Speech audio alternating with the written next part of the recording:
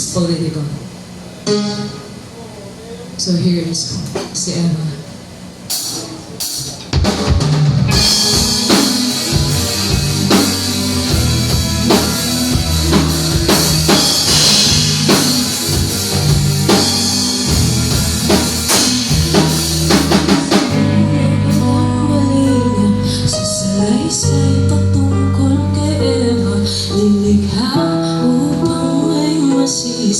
At mailipat ang muhin.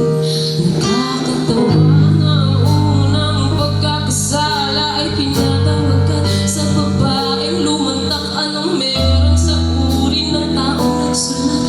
Ang question din ay wala ka bang balak?